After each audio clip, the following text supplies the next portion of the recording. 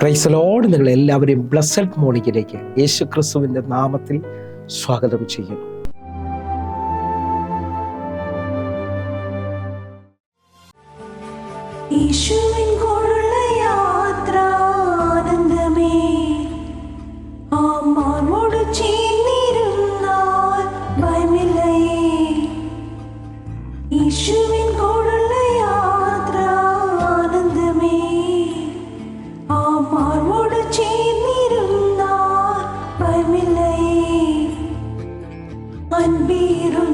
കൈകളാൽ അത്ഭുതമായി നടത്തിടും മാധുര്യമേറും മൊഴികളാൽ തൻ സ്നേഹം എന്നോട് പങ്കുവയ്ക്കും.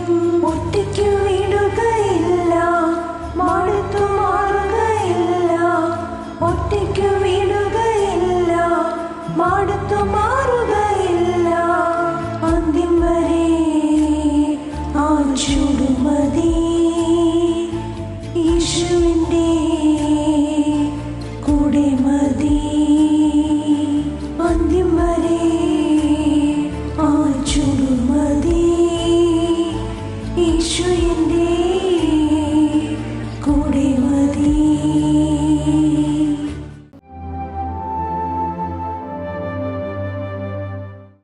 പ്രിയരെ, അനുഗ്രഹിക്കപ്പെട്ട ഒരു പ്രഭാതം കൂടി നമ്മുടെ ജീവിതത്തിൽ അനുവദിച്ചു തന്ന വലിയവനായ ദൈവത്തെ നമുക്ക് ഒരുമിച്ച് ചേർന്ന് നന്ദി പറയാം. എത്ര പേർ പറയും, ഞാൻ നിന്നതല്ല, എൻ്റെ ദൈവം എന്നെ നിർത്തിയതാണ്. ഒന്നുകൂടെ പറഞ്ഞു കഴിഞ്ഞാൽ 2026 മെയ് മാസം 16 എന്നെയും എൻ്റെ കുടുംബത്തെയും കണ്ണിലെ കൃഷ്ണമണി പോലെ സൂക്ഷിക്കുകയും വിടുവിക്കുകയും ചെയ്ത വലിയവനായ ദൈവത്തിന് നന്ദി പറഞ്ഞുകൊണ്ട് ഈ പ്രഭാത ചിന്തയിലേക്ക് നമുക്ക് ഒരുമിച്ച് അടുത്തു വരാം. ദൈവം തരുന്ന സുരക്ഷിതത്വം. പ്രിയരെ, പ്രഭാതത്തിൽ നാം 91 സങ്കീർത്തനത്തിൻ്റെ ആഴമാണെന്ന് ചിന്തിക്കുന്നത്.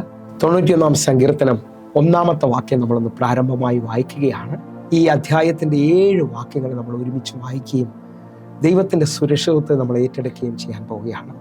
പ്രാരംഭമായി 91 സങ്കീർത്തനം അതിൻ്റെ 1 വാക്യം. അത്യുന്നതൻ്റെ മറവിൽ വസിക്കുകയും സർവശക്തൻ്റെ നിഴൽ കീഴിൽ പാർക്കുകയും ചെയ്യുന്നവൻ യഹോവയെ കുറിച്ച്. 91 സങ്കീർത്തനത്തിൻ്റെ വലിപ്പം എന്ന് പറയുന്നത്, ഈ സങ്കീർത്തനം ഒരു ഭക്തൻ്റെ പ്രൊട്ടക്ഷൻ അല്ലെങ്കിൽ സുരക്ഷിതത്വത്തെ വിളിച്ച് കാണിക്കുന്നതാണ്.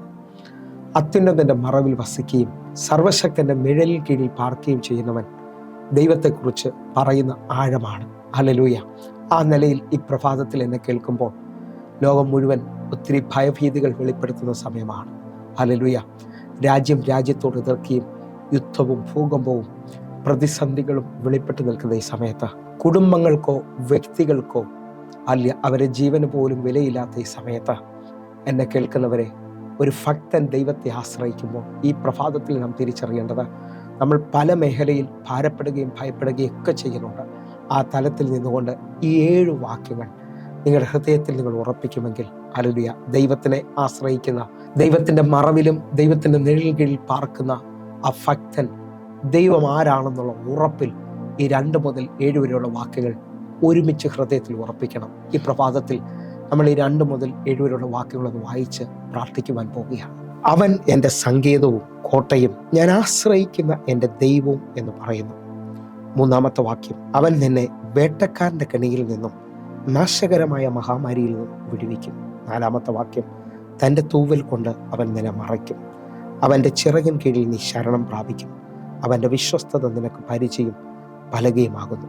ഈ 2 മുതൽ 4 വരെയുള്ള വാക്യങ്ങൾ ഒരു ഭക്തൻ വായിച്ചു കഴിഞ്ഞാൽ അവൻ്റെ ജീവിതത്തിനകത്ത് വലിയ ബലം വെളിപ്പെടും. കാരണം ഒന്നിനും നമ്മെ വിട്ടുകൊടുക്കാതെ അവൻ്റെ വിശ്വസ്തത നമുക്ക് പരിചയം പലകയുമായി നിൽക്കുന്നത് കാണാൻ കഴിയും. നമ്മുടെ കോട്ടയായവൻ, നമ്മുടെ സങ്കേതമായവൻ ഇന്നും നമുക്ക് വേണ്ടി ജീവിക്കുന്നു എന്നുള്ള ഉറപ്പ് ഈ 2 വാക്യങ്ങളിൽ വെളിപ്പെട്ട് നിൽക്കുന്നത് കാണാൻ കഴിയും.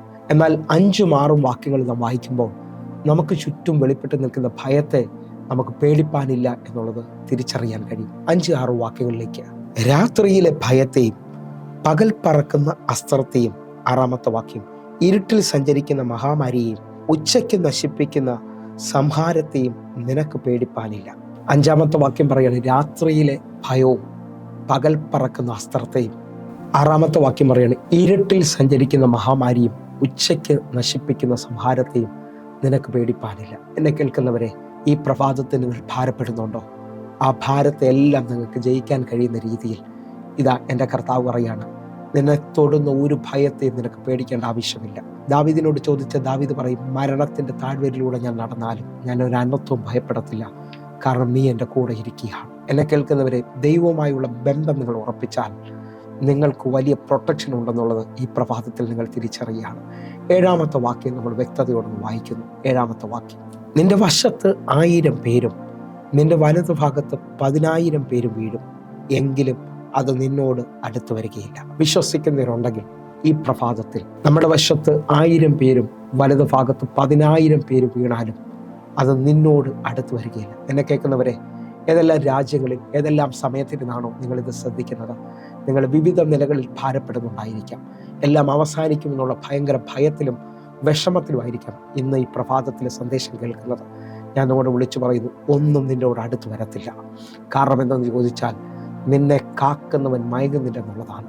നമുക്ക് ആ വാക്യം ഒന്ന് വ്യക്തമായി വായിക്കാം. 121-ാം സങ്കീർത്തനം അതിൻ്റെ 3-4 വാക്യങ്ങൾ. നിന്റെ കാൽ വഴുതുവാൻ അവൻ സമ്മതിക്കുകയില്ല, നിന്നെ കാക്കുന്നവൻ മയങ്ങിയില്ല.